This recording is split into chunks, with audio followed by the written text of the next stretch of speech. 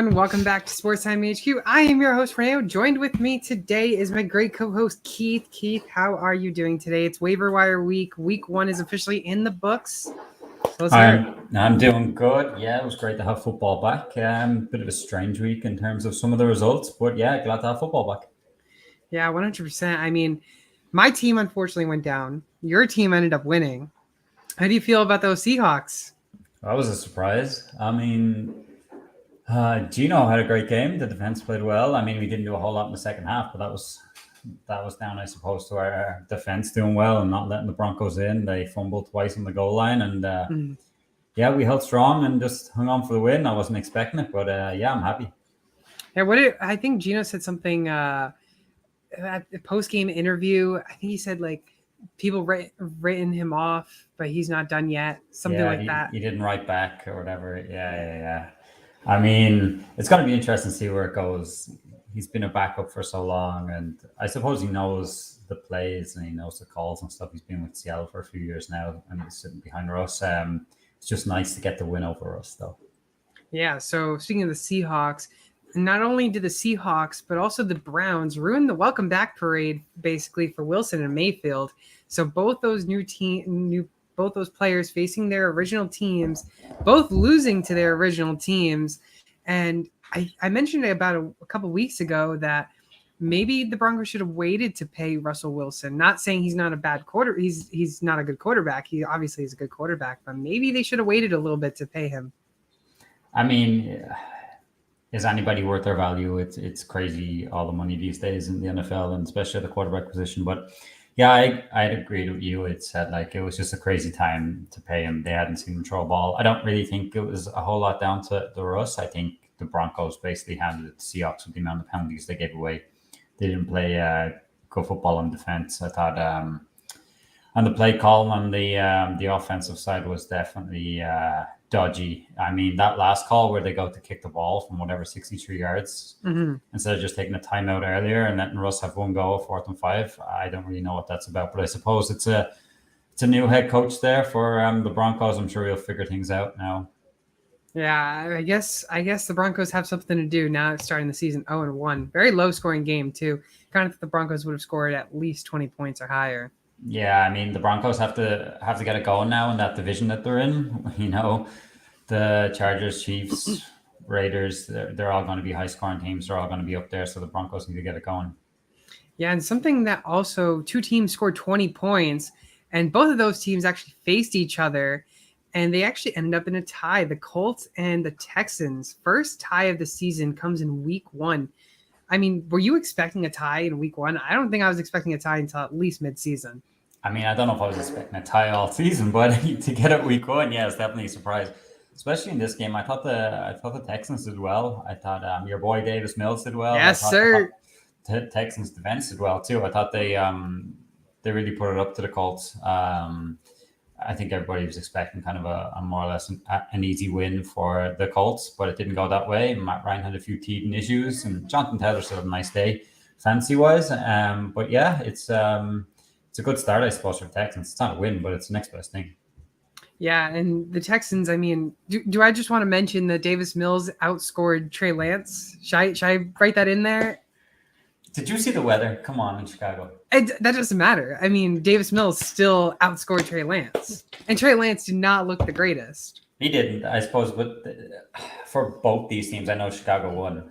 But it didn't really matter what happened here. I think this game will be thrown out for the players because of the weather. And then it'll be on to week 2. If Trey Lance comes out week 2 and he's not good, then it's a different story. But just interesting to see what happens there with Jimmy G. I suppose you're probably going to bring it up soon with Dak Prescott, broken finger.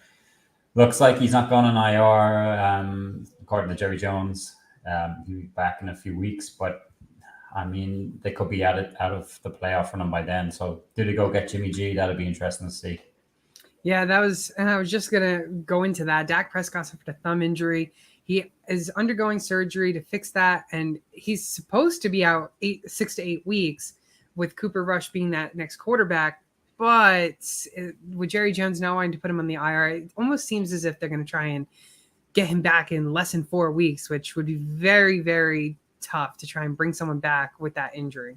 Yeah, you seen what happened. What was it? Was it a couple of years ago with Russ with the Yes. same issue? We rushed him back, and he was no good. You know what I mean? We might as well Yep. have waited. So I think could be the same issue here unless they just go run heavy. With Zeke and Pollard, that will probably be the plan anyways. With Cooper Rush in there, if it is Cooper Rush. Zeke actually looked pretty good. I thought against the Bucs. Just the O line went down. They had a lot of injuries there. Obviously, Dak went down, but I actually thought Zeke did look good. So yeah, it's probably kind of wait and see what happens to them Cowboys. Yeah, I mean, one of the offensive line, Connor McGovern, going down, facing an injury that's going to push him out for a couple weeks. Some other kind of news and notes before we get into those injuries, though, is both Super Bowl teams from last year actually fell in Week 1. Bills beat the Rams, and the Bengals lost against the Steelers. Were you surprised on any of these two games? I know one game I was surprised with, and I think you would probably be the same. I mean, I'm surprised. I was surprised that the Bengals lost. I mean, and how bad they looked. Same issues as last season, that they just couldn't protect Burrow, and then Burrow was getting rushed and making some bad throws. But they spent all this money on this new offensive line, and in Week 1, it just didn't hold up. Looked like last year's one, so that was a surprise. But then they weren't. They were bad, okay, but they still only lost by 3 points. That was the thing. The Steelers, like any other team, would have taken advantage of that and bet them by 10 maybe plus points. They still only lost by 3, so they still had to fight in them to get back there against the Cowboys this week, and I do expect them to beat them, especially with Dak not there. The other game, the Bills and the Rams, I had the Bills to win this, but I just didn't have it to be so heavy. I think it was 31-10 in the end. Yeah. I thought the Rams would have played a lot better. Matthew Stafford did not look good. I don't know if he's still suffering from that elbow injury and the surgery in the offseason, but he did not look good. So it's going to be interesting to see how both teams come out this week. And there's a lot of questions with Stafford with the elbow injury coming into this season.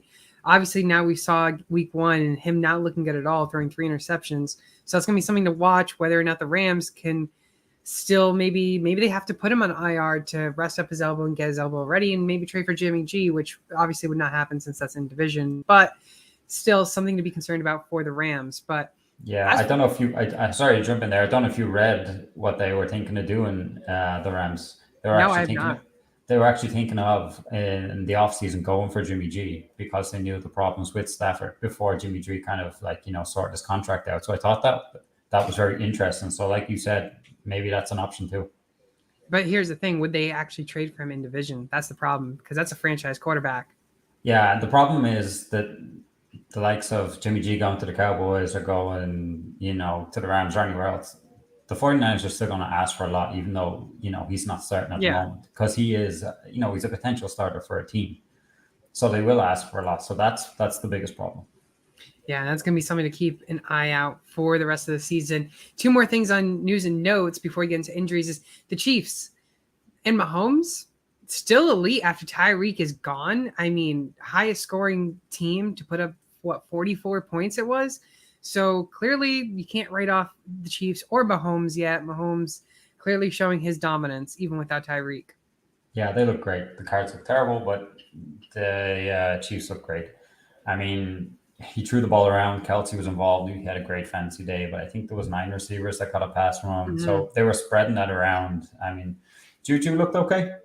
The best probably I've seen him in a while, but I don't know really what wide receivers you can trust for fantasy point of view, but I think Mahomes is safe and so is Kelsey.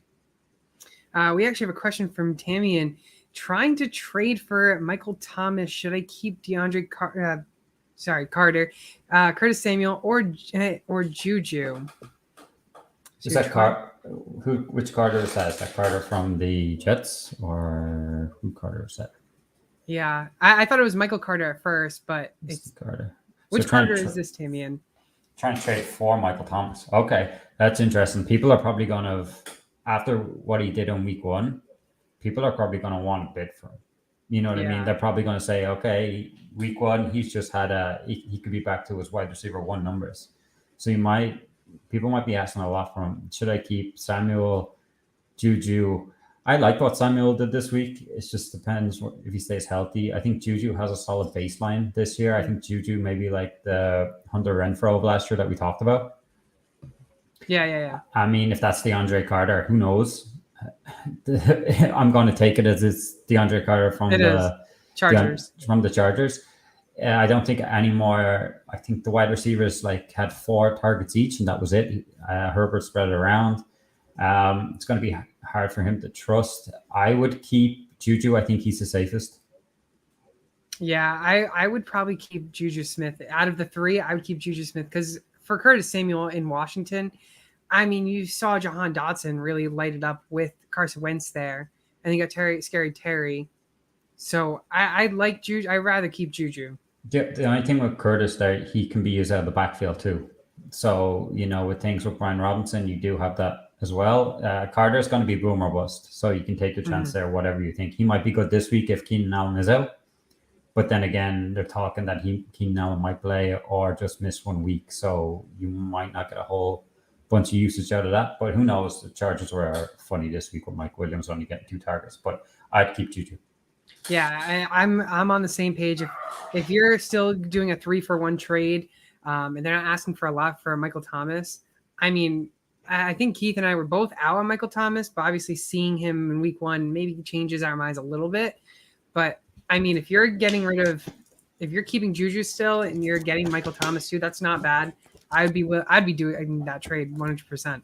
Yeah, I mean, I was out on Michael Thomas of where he's being drafted, but yes, like I think I brought up on a previous podcast that he'd been sliding right to the end of drafts in some of mine. So I was taking him there. So I was happy now to get him and see him after week 1. I didn't start him. I think I started him in one place because I was kind of forced to. I didn't either. But most of them I didn't start. But after what he put up this week, I'm happy enough to go ahead with him and put him in as my as a flex or wide receiver 2 and see what happens. And we have also another trade, trying to trade Dylan for CMC. Thoughts? I think the CMC owner will ask for more. I mean, you're catching in on the week 1 that CMC didn't have the greatest week with Baker. And Dylan looked pretty good, even though they were blown out by the Vikings. And Dylan, I thought, looked really good. So if you can get that trade done, yeah, I would take it. I want CMC for Dylan because I think CMC will only get better. They will, Baker will have to figure out, what's going on in that offense. They will give the ball more to CMC. If worst comes to worst, Darnold ends up back in, and Darnold was good with CMC while he was out there. So, yeah, if you can get that trade done, yeah, go for it. I just think the CMC owner will ask for more with Dylan. Yeah, I think CMC will. The owners for CMC will definitely ask for more for Dylan.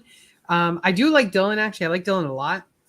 CMC, I mentioned in the offseason, I'm kind of nervous on his production. Like, obviously, I know he's going to produce numbers if he's healthy, but if he's not healthy, we've seen it in the last 2 seasons with injury concerns. So, in honesty, I actually would rather take Dylan only because of the reason Rodgers has been targeting Dylan a lot more. And we saw Watson absolutely just miss a wide open catch from Aaron Rodgers last week. So honestly, I like Dylan over CMC, but CMC is an actual starter. So again, if you're not paying that much for CMC, I would take the chance, but I like Dylan a lot more than CMC. Last one from her is trying to trade Baker for Rodgers. I mean, if you do a 1 quarterback for another quarterback, I like Rodgers over Baker 100%. Keith might agree with me. I mean, Rodgers is Rodgers. We know his elite talent. Baker, he's been concerned in fantasy for many years. Yeah, I'm all on Rodgers, man. Whether it's fantasy or it's real life, I'm out on Baker. I just don't think he's the real deal. I think he's very average.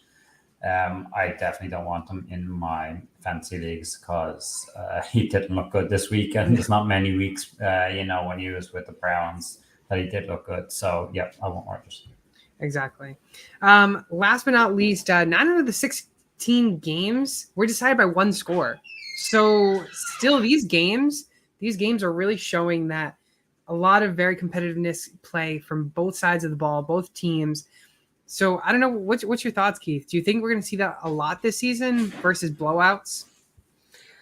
I think as it goes on, you'll see maybe bigger wins. I was surprised that there was no really big, other than maybe the Bills and stuff like that. There was not as many blowout wins, only because the defenses are usually behind at this stage, early on the season, and the offense are way ahead, but it wasn't to be. A lot of games were low scoring in the first halves and kind of kicked on, I suppose, into the fourth quarter. Then things got a bit better, but yeah, if the trend's gonna stay, we'll have a lot of low scoring games, I'd imagine.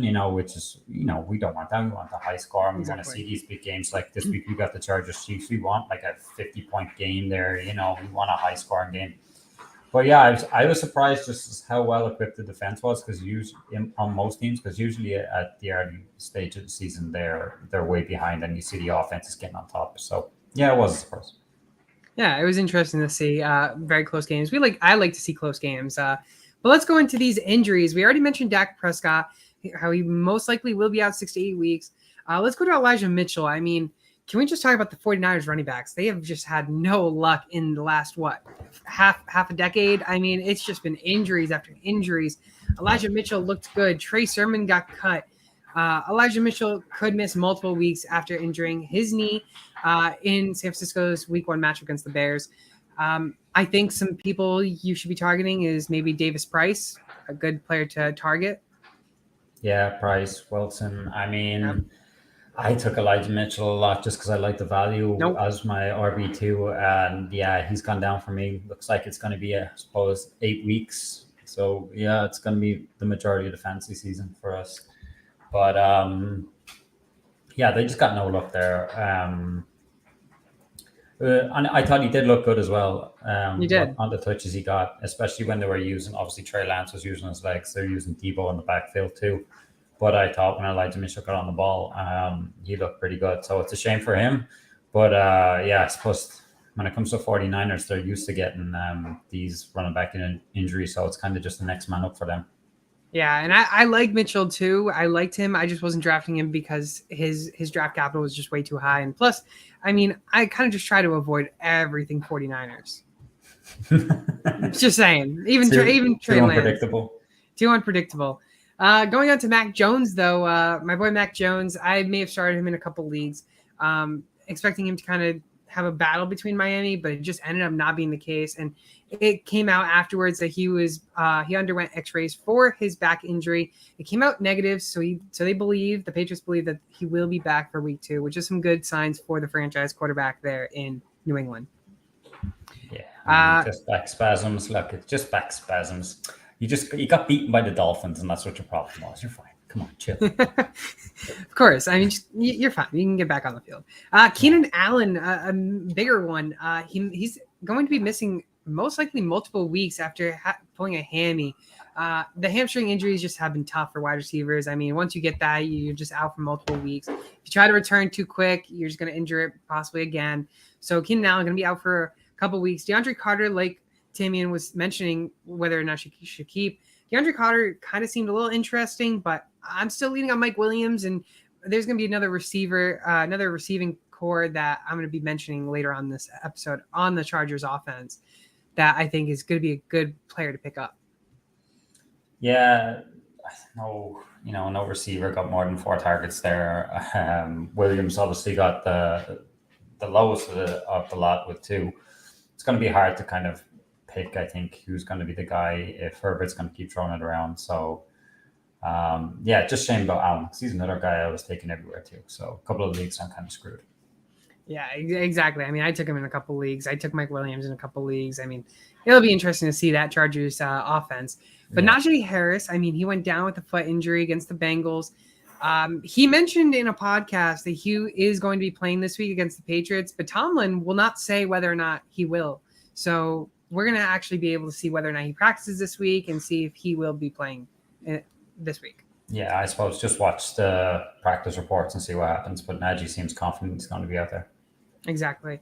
Your boy T. Higgins. I know you liked T. Higgins. He suffered a head injury in the second quarter and was quickly ruled out with a concussion. He's placed in a 5-step concussion protocol, and his progress will have to be monitored throughout the week. So something to keep in mind for T. Higgins, and maybe another boom week for Jamar Chase and Tyler Boyd, some uptick in his receptions.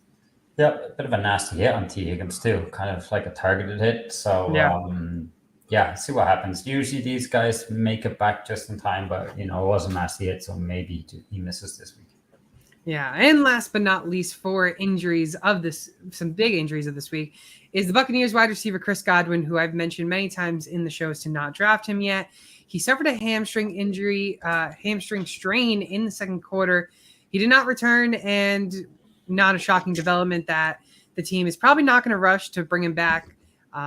And I mean, he's just going to be missing multiple weeks. Yeah, it's a shame. He got, came back off the ACL, and then the hammy is now, he's gone. So yeah, it's going to be a few weeks for him as well. But yeah, it wasn't a guy I was targeting. Don't think I have any shares of him. I mean, if you do have shares of him, I hope you got him late enough. But it's just unfortunate for Godwin. Yeah. But let's conclude our news, notes, and injuries of the week. Let's go on to our bust of the week. So some bust of the week is one of my guys is Cam Akers. I mean, Cam Akers, people were drafted in the 3rd, 4th round. And look at this. Look at this week. He scored a fat donut. And this is why I tell you all not to draft him so high. Torn Achilles are so hard to come back from. And Darrell Henderson is that guy that Sean McVay likes. And that is why Cam Akers scored a donut with only 3 carries as well. Yeah, Cam Akers, like I think I said many a times, was a guy I was completely out on. And week 1, he just proved me right. Now, it doesn't mean he'll prove me right for the season, but I was happy to see that Henderson did well. I mean, he was going way late, was it? Around 11, 12, 13 drafts. And that's just a value. And it looks like it's going to be a steal if that's going to keep up and he's going to be the guy. Yeah, 100%. I mean, Cam Akers, I think people are going to be more cautious on starting him this week, whether or not he is worth the start. But as for you, for the bust of the week, I mean, there was a lot of people that busted, but who's someone that you would consider a bust of the week? A guy I just mentioned when we were talking about Chargers, Mike Williams. I mean, 2 targets, 1 reception. They're paying this guy, $16 million? Mm-hmm. And he didn't get the usage, especially with Keenan Allen going down. Now, I'll expect that to change on Thursday, but he was a major bust for many of my teams this week. Yeah, 100%. I mean, I started him in basically every league I could, and he just ended up not producing, which was very unfortunate. I don't expect to not start him this week. I expect to start him this week again, especially with Keenan Allen out now. Justin Herbert is going to definitely be targeting him more. Yeah, for sure. So let's go on to our biggest surprises of the week. So biggest surprise for me was actually James Robinson. So like I mentioned with Cam Akers, torn Achilles are just so hard to come back from with running backs. And we have never seen a running back come back from a torn Achilles and have a successful fantasy season. And I mean, this week kind of showed something totally different that we haven't seen for running backs. And if you drafted James Robinson very, very late in rounds, I mean, he went after ETN in many rounds ahead. ETN went, but he showed some fantasy relevance and he produced numbers. I mean, Robinson showed week 1, 19.9 points, basically right where he picked off from his rookie season and just before he tore his Achilles last season. He had 11 attempts, 66 yards, 1 touchdown, 2 targets, 1 reception, 3 yards, and a touchdown. So he had 2 touchdowns on the day, and he outproduced ETN in both attempts, yards, and touchdowns. Yeah, I mean, he had a great day. It was good to see him back, especially after the injury, like you said. The Jags actually looked a bit better. I know the result didn't turn out well, but they actually did look a bit better. Lawrence, looked, again, I suppose, a bit better, but it was more about, I think, Etienne and Robinson, they added a lot to the game. I know Etienne had a couple of drops and stuff like that, but Robinson coming back and maybe them having in tandem, the 2 of them, that could work out well for them this year. So, yeah, definitely surprised to see how well he came back off the injury, and I hope it continues for him. Yeah, and I might have to start targeting him back in trades, trying to get him back in a lot of leagues because I do like James Robinson. I'm just concerned on his Achilles. Let him have a down week this week and then go get him. Yeah, exactly. Maybe they'll start dropping him. So, yeah. See what happens. For yourself, though, who was your biggest surprise of the week? It was Michael Thomas, just because he's been out so long with the foot injury and everything going on. We've heard different reports that, he might look the same and stuff like that. Now, it took the Saints to get going, and it really took Jameis Winston until the 4th quarter to do most of the damage and get most of his yards. But I actually thought Thomas looked really good. Like I'm happy with the value. I got him in a lot of leagues going near the end of the draft. So he's a guy that could be back to his wide receiver one numbers. It's still going to be a wait and see process. 1 week won't do that. But it was definitely a surprise to see him out there being so good. Yeah, I mean, I was completely shocked. I mean, we've had Dr. Jesse Morse on the show, and he said to stay away from Michael Thomas because it's a gruesome injury. And maybe this is just the offense that Michael Thomas needs. Maybe he needed extra wide receivers to really take away his pressure from double coverage. And we saw Michael Thomas really produce numbers. So he's definitely going to be someone to monitor. Yep, for sure. Let's go to streamers of the week. Now, some streamers of the week. I mean, this guy basically robbed DJ Moore this season. This week one anyways, and that's Robbie Anderson, 21.2 points. A lot of people were in on DJ Moore, and I was okay with DJ Moore, but I do like Robbie Anderson a lot. He's had 2 top 20 finishes in his career in fantasy. So I think many people are thinking DJ Moore is the guy, but it seems like Baker Mayfield's really turning into Robbie Anderson being the guy. Robbie Anderson finished the day on 8 targets, 5 receptions, 102 yards. Not only did he get those yardage, but he also got a touchdown, and that's what helped him. I mean, his targets, his receptions, his yardage, I mean, everything he had more than DJ Moore. So I wouldn't be surprised to stream him this week. And if he produces again over DJ Moore, I mean, he's someone to definitely pick up in waivers. Yep. Yeah. The only thing about that is that a lot of his yards came on that one big boom play with the touchdown. But when Baker was just trying to get them back into it, I suppose they went ahead and then lost it right at the end. Robbie Anderson's always kind of that boomer bust guy. He's always the guy that gets you the downfield, big boom plays, targets, gets a lot of points, and then other weeks goes missing. So yeah, he could be one to stream, put him in as your flex, and hope for the upside. Exactly, 100%. And last but not least, the streamer of the week for yourself. Who are you streaming this week? So if you're streaming tight ends, I'm going to go with Gerald Everett. Keenan Allen being out on Thursday will definitely help him. Looked good in the first game. Got into the red zone. Got a catch. Got a touchdown. Scored some nice points. Especially a guy we didn't really know what was going to happen there with Donald Parham, but he obviously was out for the first game. And we've seen Everett before. He is a talented guy. Maybe didn't really work out in Seattle for him, but seen it in in patches for the Rams, how good he can be. So especially in this high-powered offense, I think with this game on Thursday, I think it's going to be a high-scoring game. I think Everett will definitely put up some good numbers. Yeah, I really like him, and I'll talk about him possibly being one of my waiver wire tight ends later on in the show. But I mean, I absolutely like him, especially Keenan Allen out, Justin Herbert going to have to find new people. Deandre Carter could be the guy. Gerald Everett might be the guy. Mike Williams, Josh Palmer. So something to keep in mind for that offense in Los Angeles for the Chargers anyways. But now it's time to officially go to the waiver wire quarterbacks. So waiver wire quarterbacks. And Keith, I will start with you. Who is your waiver wire quarterback? Is it anyone I would like? Depends if you like Matt Ryan. No. Matt Ryan had an okay first week, 352 yards, touchdown and interception. I mean, he's only going to improve as games go on, as the more connection he gets with Michael Pittman, Paris Campbell. They play the Jags this week. I think it's going to be another good game. I think the Jags will put it up to them for a lot of it. But I'd imagine the Colts pulling away at the end. Or maybe they'll get another tie. Who knows? But I think Matt Ryan's a good guy to put in this week. I think he'll return high to 20 points, if he just targets Pittman a lot. And the Jags keep the game competitive. So he'd be a guy I'd be targeting. Yeah, and again, these waiver wire pickups will be less than 70% owned in ESPN leagues. And I mean, Matt Ryan, I don't mind. I'm not a big fan of Matt Ryan because his age is up there. He's getting up there in age, and his mobility is not going to be that great. Plus, as for the Colts, I mean, their wide receiver core is it's okay. I mean, Michael Pittman's kind of the only guy, and then you got Jonathan Taylor. So I think Jonathan Taylor is going to eat into Matt Ryan's production more. So I'm staying away from Matt Ryan for sure, only because I'm just not a fan of Matt Ryan. But I do like the pickup. I do like the pickup option. You also started Mack Jones this week, so it's okay. Exactly. Yeah. But I did start Davis Mills over Trey Lance, which I'm sure. Well, that was a good point. That was good. Yeah. So let's go with my guy. I actually don't really like this guy much last season.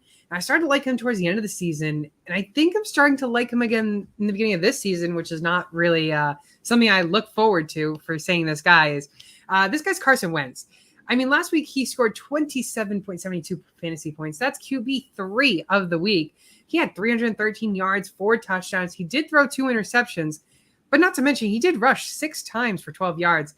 Obviously not that many yardage, but it's the fact he still attempted to run. So his mobility is there. We can see maybe some uptick in mobility. Maybe if he gets more comfortable, his offensive line has really given him time to develop the plays, time to throw it. Jahan Dotson, Terry McLaurin. I mean, you just saw a lot of players really stepping up in the Commanders' offense.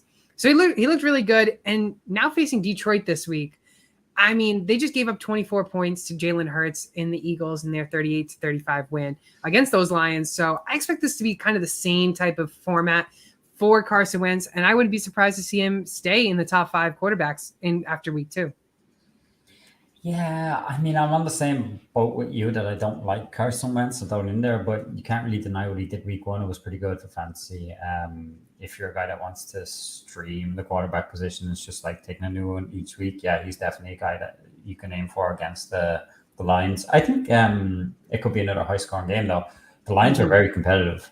They weren't great out on defense, and they'll need to improve there, but they were very good on offense. I liked what I've seen there from the Lions. So I think they'll give the Commanders a lot of problems. So it should be in for a high-scoring game, which would work out well for Wentz.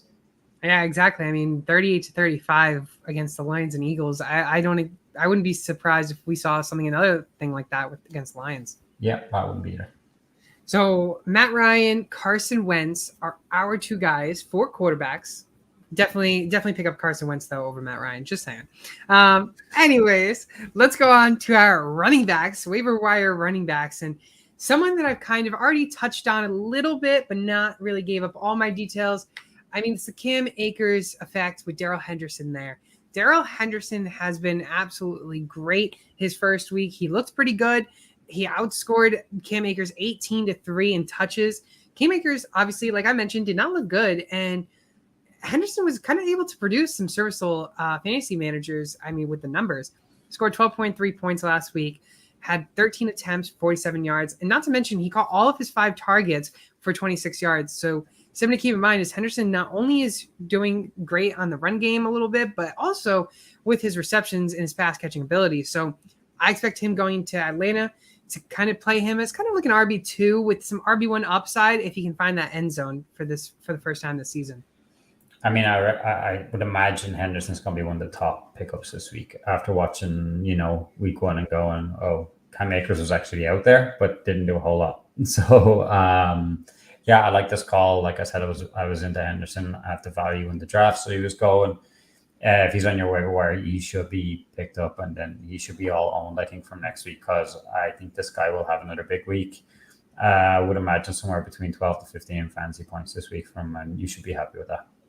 Yeah, exactly. I mean, I picked up Henderson in a few leagues because of his value. I mean, you draft him very late versus someone like Akers where you drafted 3rd or 4th round.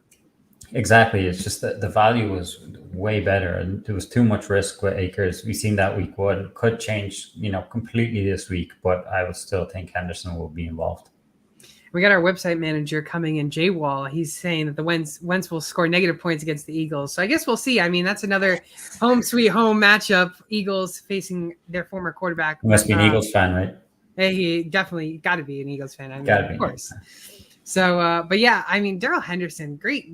I mean, he just looked great. 12.3. I mean, obviously, you like to see someone like Saquon Barkley or Jonathan Taylor scoring those 27 points, but you don't have those guys. Henderson's only 46% owned. And I expect him to really go up in the percentage. Maybe we might not even talk about him next week. Yeah, I would imagine, if he comes out and has another good week, everybody's going to get him off the waivers. Then next week, we may not be able to talk about him anymore. But hopefully, that's the aim of the game. Exactly, 100%. I mean, last year was my Renfro guy. Exactly. Eventually, he went. Yeah, eventually. Finally, after it was 12 or 13 weeks after me mentioning him. So let's go on to your guy. Who is your running back waiver wire pickup of the week? It's Jeff Wilson for the 49ers because, Eli Mitchell went down, which is all sad for me and all that stuff. But, he didn't do a whole lot when he came in. He had 9 attempts, 22 yards on the ground. But I do think he will be very serviceable. We know what the 49ers running backs are like. Okay, they may mix it around. Excuse me. They'll probably bring in the rookie as well there into the back. But I think Jeff Wilson will be the guy who starts. And see how it goes. You'll expect a lot better weather conditions this week than it was, last week. The only thing that you do have to fear is Trey Lance and his legs, and then Debo coming into the backfield too. But I still think around the goal line, Wilson will be good and should get touchdowns. So I think he'd be a guy a lot of people go out and look, especially if you lost Eli Mitchell. Yeah, if you lost Elijah Mitchell, Jeff Wilson's definitely the next man up for you if you want to get that 49ers player. He's only 3.8% owned. Obviously, within this past day, he's already been up 1.1%. So expect him to consistently rise up until week 2. And I mean, of course, like he said, he only scored about 5 fantasy points in his 9 attempts for 22 yards. But again, he didn't play the whole game. You got to think of that. So obviously, we're going to see this week in practice whether or not he can show that he can be that top running back. Who knows? Maybe they trade for a top running back. Maybe Elijah Mitchell's gone. Maybe they sign Trey Sermon off the practice squad of the Eagles. That'd be interesting. Yeah, I mean, that's something you need to keep an eye out too, because now with their running backs, I think they only have 3 running backs, including Jeff Wilson. Yeah. So I think it's Jordan Mason and Tyron Davis-Price. Yeah, him. Yep. And who knows? They like to look at rookies being the starter, so watch for TDP. Yeah, but he was out last week. He was inactive, so I'd be very surprised if he goes straight into the starting role. I think he'll be active this week and probably back up Jeff Wilson. Yeah, so it'd be something to keep in mind. But yeah, he is probably, I would have to say, one of the top waiver wire pickups of the week between all of the positions. Jeff Wilson. Yeah, I would imagine so. That I like Henderson. I like that call that you said. I just think that makes a lot of sense in a high-powered offense. The 49ers need to figure out a few things after getting beaten, but it should be different this week with the better weather conditions. Trey Lance is out first game. We'll see what he's like. So yeah, Wilson should be up there too. Exactly. So running backs, Jeff Wilson, Darrell Henderson. That's our 2 running backs of the week. Let's go into our waiver wire wide receivers. And now, one of the biggest wide receivers that really showed improvements, showed that he could do it, which honestly shocked me a little bit because I had someone else in that offense, is Devon Duvernay. Devon Duvernay is only 2.5% owned. So obviously he is most likely owned, even in deep release, most likely owned. If he's not them, then you're obviously in that 2.5% that you somehow got unlucky. But he scored 21.4 points, currently wide receiver 9. And he had 4 targets and he caught all 4 of them. And that's something I've mentioned last year, that targets is really a big issue that I like to see, whether or not they get the targets. But the reason why I'm saying Devon Duvernay is my wide receiver waiver wire pickup is because he caught all 4. Rashad Bateman was not able to catch all of his 5 targets. I think he caught 2 out of the 5 targets. And that just goes to show that maybe Devon Duvernay is the guy that Lamar Jackson can trust. He also had 54 yards with 2 touchdowns. So 2 out of the 4 targets was in the end zone. So that gives you high touchdown upside for Devon Duvernay. So, of course, Marquise Brown, he got traded. They need to find a new Marquise Brown. And Devon Duvernay has been stepping up into that role week 1. And we could maybe even see him next week show more numbers as Rashad Bateman's going to be going up against Xavier Howard in that Miami defense. Yeah, Duvernay was a surprise, I think, for everybody. But he's definitely going to be boom or bust, I think. He's going to be the guy over the top, the speedster, I think, that'll get on the end of them.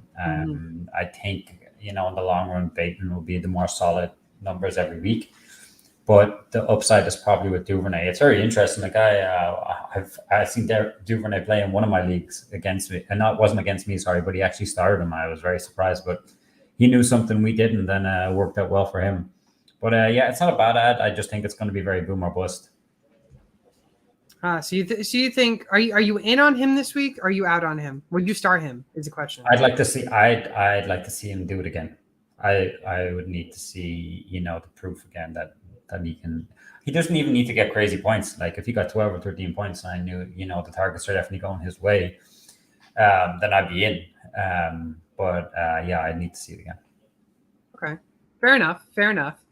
All right, let's hear your wide receiver then. Let me see if I go against your wide receiver. Let's land on this guy in Cleveland. So now, we're back again. We're back with the puns. I go for the veteran Jarvis Landry. 9 targets, 7 receptions. I mean, over 100 yards. The guy got 18 fantasy points. On a new team, not really the wide receiver one, I suppose. And Michael Thomas is back to his old form, but he definitely showed that he was a favorite target of Winston. Thought he looked really good. I get most of this happened in the fourth quarter when it really needed to, when it was against a Falcons team that were probably not that good. But I do think he's a great pickup, especially he's only 57% owned leagues. He's out there in majority of the leagues. If you lost Keenan Allen this week, like I did, I think he is a safe bet. You know, his ceiling might be great. His ceiling might be around what he got this week of 18 points, but he could have a floor of something like 12 or 13 points, which is solid if you need to put someone in your flex. So I think he's a great pickup this week. Tough matchup against the Bucs, but you know, he could be the guy that is Winston's safety blanket this week, and he might get nice numbers again. Yeah, Jarvis Landry. I mean, Jarvis Landry has really shown up. I mean, I don't think I expected him to really produce as much as he did. I expected maybe 10 points for him, but I mean, 9 targets, that's something you like to see for wide receivers with production. That means Jameis Winston's targeting him a lot, and he's already over, triple digits in his yardage, 114 yards. And who knows, if he found the end zone there, he could be one of the top wide receivers for next week. Exactly. That's all that was missing. Yeah, exactly. And 57.8% owned. So most likely, if you're in deep leagues, you probably aren't going to see him in waiver wire. But if you're in some like regular league where it's like 5 or 6 bench, you're most likely going to see him being only 57.8%. Yeah, exactly. And definitely go out and get him. I mean, even if you don't have an injury, go out and stash him, put him there. He's not one of these, I suppose, like sexy guys, I suppose he would talk about. He hasn't got massive upside, but he's solid week to week. And when he's healthy, he has been good. Exactly. So obviously he used to be a Cleveland Brown. Now he went to New Orleans. And I mean, he's landing there in his time to shine. It is indeed. So Jarvis Landry and as well as my guy, Devon Duvernay being the 2 top wide receiver ads of the week between our 2 picks. And now going to the very hardest position of them all, the waiver wire tight ends. And these tight ends, man, just, they don't really go the way you want it to go. I mean, you saw Travis Kelce being the top guy, of course. Darren Waller was okay. I mean, we saw Kittle okay again. I mean, but where was Kyle Pitts? I didn't hear no hype on Kyle Pitts after their first week. No, I mean, that was a bad week, I suppose, for Pitts. I think, good week for Mariota and, and the Falcons in general. They just, unlucky in the end. But yeah, Pitts and Mariota, that might not work out for fantasy owners, especially people who are high in Pitts. Exactly. And I mean, I had Marcus Grant on the show a couple of weeks ago, and I mentioned to Marcus Grant that I actually put Dalton Schultz over Kyle Pitts to finish the season. And right now, Dalton Schultz looking really nice right now for if you don't own him. Unfortunate. Yeah. I mean, with that going down for Schultz, who knows? But Kyle Pitts, yeah, it was bad.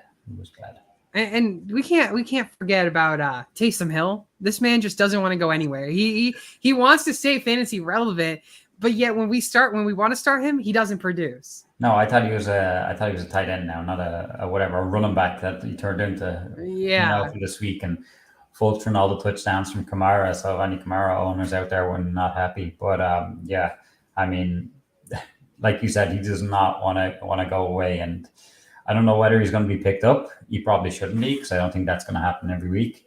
But yeah, he's definitely not a fan of any owners of Kamara.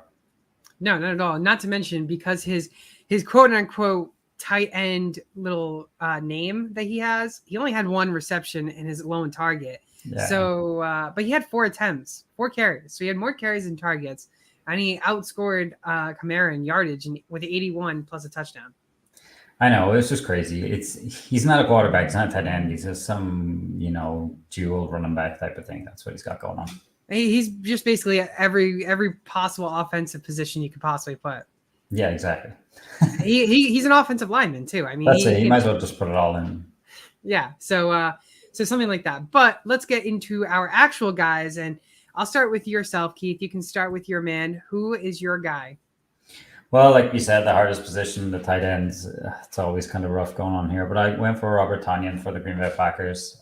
If you watch the game, the wide receivers were bad. They made a lot of drops. Rodgers could not trust any of them. And I think a guy who we will trust going forward is Robert Tanyan. Now, I didn't see a whole lot. He got, I think, 5 targets, 3 receptions. Mm-hmm. Got about just over 6 fantasy points. I suppose it's fine for the tight end position. It's not, it's not brilliant, but it's fine. Yeah. But I think going forward, he will be a top target for Rodgers because Rodgers knows he can trust him. He did look good after coming back from the ACL as well, which I think was the big thing in this game, that he actually looked good. So if you're streaming tight end, I think you should pick him up this week, see what happens. If he hits, you might be able to keep him. It might be like a Dalton Schultz thing last year. You were streaming around, you got Schultz, then he hit, and that was you for the season. I think it could be that with Robert Tanyan this year. But yeah, it's just hard to tell tight end position, especially when you're trying to stream. You just got to pick up the guy you think and go with it.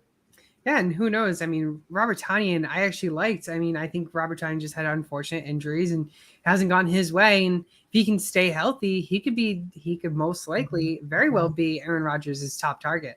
So that's something to keep in mind. I mean, Robert Tanyan, he, like you said, 5 targets. We like to see targets, only scoring about 6.6 fantasy points. But with Christian Watson being that guy to not catch that deep ball that was literally placed in his hands, it just gets Aaron Rodgers upset. And he doesn't like rookies. He doesn't like throwing to rookies. No, he doesn't. And there's a lot of balls he threw on the outside and stuff like that they didn't turn around and look, and the ball was hitting their backs. It was just like, it was just not happy. And if you've seen Aaron Rodgers on the sideline, he was not happy at all. He was going mad. He was talking to coaches. So, these wide receivers need to learn quick. But I think Tanyan's going to end up being his main guy to go to.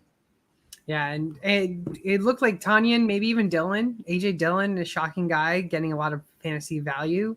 So someone to also give he outscored Aaron Jones. He did, yeah. But that's the thing, when you see either like a wide receiver leave the team, I suppose, like Devon Duvernay did, the uptick in fantasy points usually goes to the running back position, especially if you've got guys who can catch the ball. So Dillon can catch the ball. We've seen it's usually Aaron Jones does, but they've got that backfield that can take, them targets away. So they may lean towards, throwing more to the running backs. And I think Tanyan outside then, and then kind of leave the wide receivers. I know it sounds kind of ridiculous, but if Rodgers doesn't trust them, he won't go near him with the ball. Exactly. So that's going to be something to definitely keep in mind out for. Another last guy for tight ends wise is Gerald Everett. I mean, we mentioned him like 3 or 4 times this show already, and it just means that he needs to be picked up in leagues. 13.6% owned, facing Kansas City. Kansas City just gave up 11.4 points to Zach Ertz, which you might not think is a lot, but that's kind of a good amount for a tight end. Gerald Everett put up 14.4 fantasy points, 4 targets, 3 receptions, 54 yards, and a touchdown. Can't forget about that one. So Justin Herbert obviously going to have to look at more options, like we mentioned with Keenan Allen getting hurt. So he's going to have to step up. Gerald Everett, I mean, we've seen previous tight ends really show up and really be those great tight ends there. Hunter Henry being one of those guys that's been able to produce great in for the Los Angeles Chargers. So I like Gerald Everett a lot, and I think you like him too. So I think he's just a great waiver wire pickup for tight ends this week. He was my favorite pickup. You had him, so I had to go somewhere else. But I do like the 2 guys. I do like Tanyan, and I do like Everett, but I think Everett is my favorite this week. Expecting a high-scoring game on Thursday, expecting Keenan Allen not to play. So I would imagine Everett will be very fantasy relevant, especially in the red zone. I wouldn't be surprised if he gets another touchdown.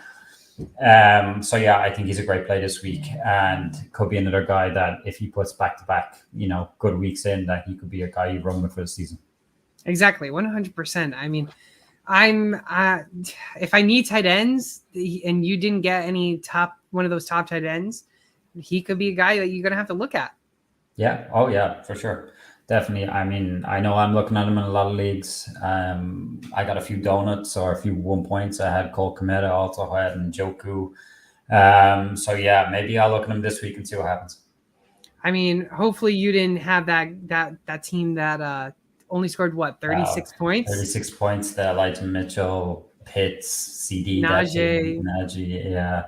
No, I didn't have that team, but I've got a mixture of kind of players around my various teams. I've got Najee, I got T. Higgins that are down, I got Allen, I got Elijah Mitchell that are down, and then it's just some bad performers, the likes of Cole Kmet, but I'm going to kind of excuse him because of the weather and see what happens, roll the dice with that one.